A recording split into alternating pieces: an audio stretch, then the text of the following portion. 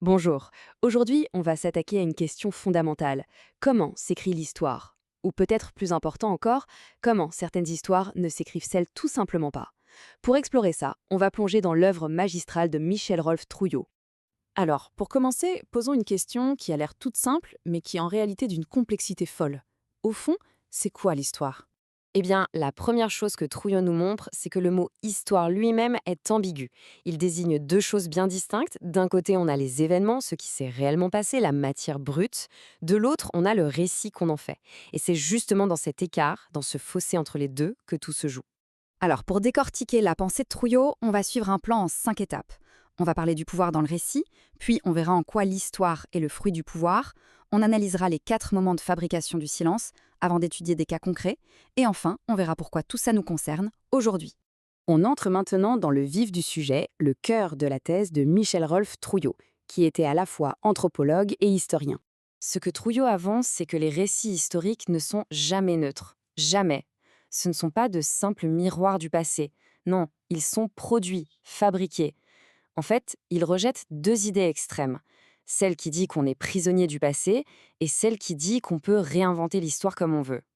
Pour lui, la clé, c'est de comprendre comment on produit ces récits. Et ça nous mène à cette phrase absolument centrale, l'histoire est le fruit du pouvoir. Qu'est-ce que ça veut dire concrètement? Ça veut dire que le pouvoir, sous toutes ses formes, influence quelles histoires sont racontées et lesquelles sont tues.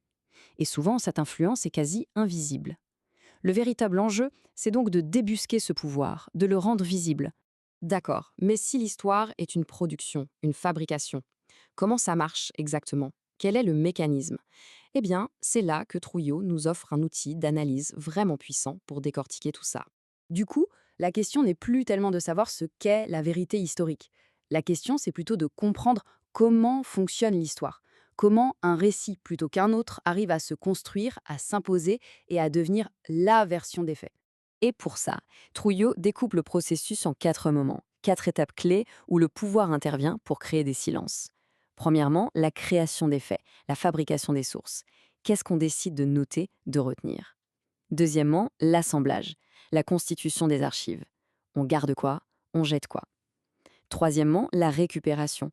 C'est l'écriture des récits à partir de ce qui reste. Et enfin, quatrièmement, la signification rétrospective. Une fois l'histoire écrite, quelle importance on lui donne?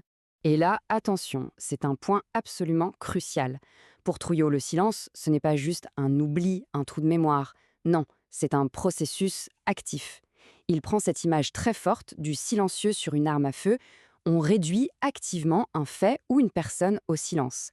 C'est une action, une pratique délibérée, même si elle n'est pas toujours consciente. Bon, tout ça peut sembler un peu théorique. Alors, pour que ce soit bien concret, regardons comment ce mécanisme fonctionne à travers deux exemples historiques que Trouillot analyse brillamment. Premier cas, la révolution haïtienne. On parle de la seule révolution d'esclaves qui est réussie dans toute l'histoire. Un événement tellement énorme qui venait complètement dynamiter l'ordre colonial de l'époque qu'il était pour les contemporains tout simplement impensable. Le mot est de Trouillot. Il ne pouvait même pas le concevoir. Et cette impensabilité originelle va avoir des conséquences directes. On voit alors deux grandes stratégies de mise au silence. La première, l'effacement pur et simple. On fait comme si ça n'avait pas existé. La deuxième, la banalisation.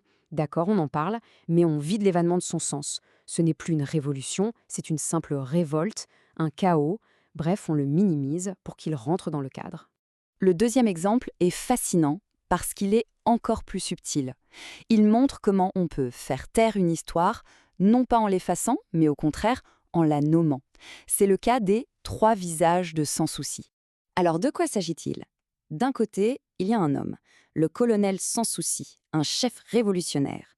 De l'autre, un bâtiment, le palais de Sans Souci, construit par le roi Henri-Christophe, qui se trouve être celui qui a fait assassiner le colonel Sans Souci.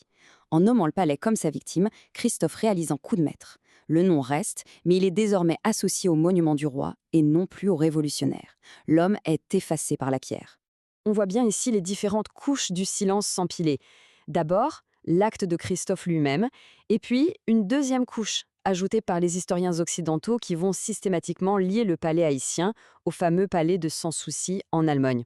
Ce faisant, ils effacent encore plus le contexte haïtien et bien sûr l'homme, le colonel Sans Souci. C'est un double effacement.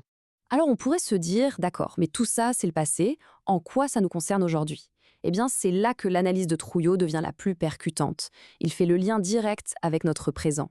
Parce que les grandes horreurs du passé ne sont pas juste des événements terminés classés. Leurs conséquences, les injustices qu'elles ont créées, sont en fait renouvelées jour après jour dans notre présent. Et comment? En grande partie à travers les récits que l'on continue de se raconter et les silences que l'on continue de perpétuer. Et c'est tout le sens de cette citation. L'authenticité, la vérité, elle n'est pas dans un passé lointain. Elle est dans les luttes du présent. C'est aujourd'hui qu'on décide d'être fidèle ou non au passé, en choisissant quelles histoires reconnaître et quels combats mener. Finalement, le travail de Trouillot, c'est une invitation.